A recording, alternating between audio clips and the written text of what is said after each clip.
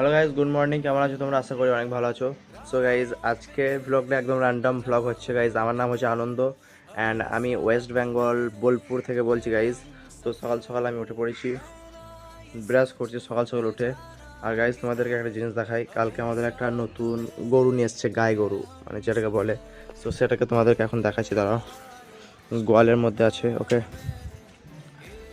So কালকে এই গরুটা দেখে ভালো লেগেছে, ছোট্ট করে বাছুর, তার জন্য গাইজ এটাকে কিনে নিয়ে চলে এসছে। এই যে গাইজ এখানে আমাদের রয়েছে গরুটা অতটা স্পেশাল না, ওকে, বাট গাইজ এর বাছুরটা একবার দেখো কতটা সুন্দর, একদম অনেক কিউট একটা বাছুর, দেখতে পাচ্ছ।